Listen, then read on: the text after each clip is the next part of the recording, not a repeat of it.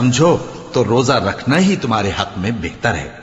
روزوں کا مہینہ رمضان کا مہینہ ہے، جس میں قرآن اول نازل ہوا، جو لوگوں کا رہنما ہے اور جس میں ہدایت کی کھلی نشانیاں ہیں اور جو حق و باطل کو الگ الگ کرنے والا ہے۔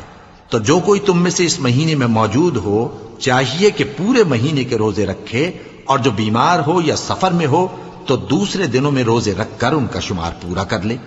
اللہ تمہارے حق میں آسانی چاہتا ہے اور سختی نہیں چاہتا، اور یہ آسانی کا حکم اس لیے دیا گیا ہے کہ تم روزوں کا شمار پورا کر لو، اور اس احسان کے بدلے کہ اللہ نے تم کو ہدایت بخشی ہے تم اس کو بزرگی سے یاد کرو اور اس کا شکر کرو۔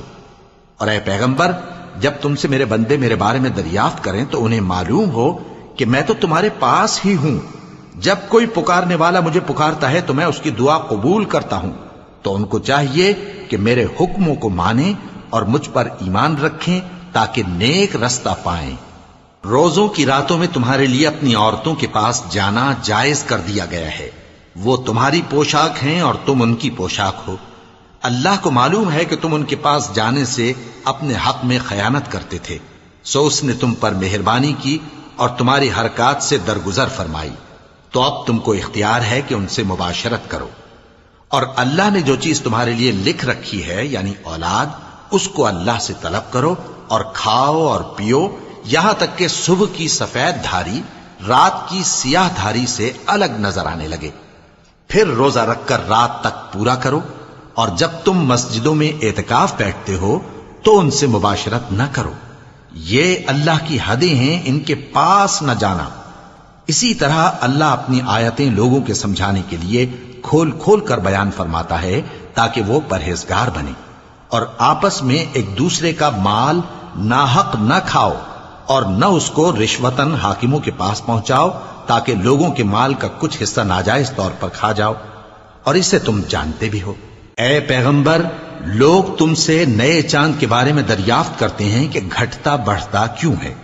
کہہ دو کہ وہ لوگوں کے کاموں کی میعادیں اور حج کے وقت معلوم ہونے کا ذریعہ ہے، اور نیکی اس بات میں نہیں کہ احرام کی حالت میں گھروں میں ان کے پچھواڑے کی طرف سے آؤ، بلکہ نیکوکار وہ ہے جو پرہیزگار ہو، اور گھروں میں ان کے دروازوں سے آیا کرو اور اللہ سے ڈرتے رہو تاکہ کامیاب ہو جاؤ۔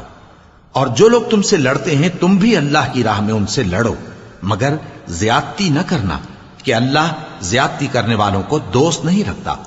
اور ان کو جہاں پاؤ قتل کر دو، اور جہاں سے انہوں نے تم کو نکالا ہے یعنی مکے سے، وہاں سے تم بھی ان کو نکال دو۔ اور دین سے گمراہ کرنے کا فساد قتل و خونریزی سے کہیں بڑھ کر ہے۔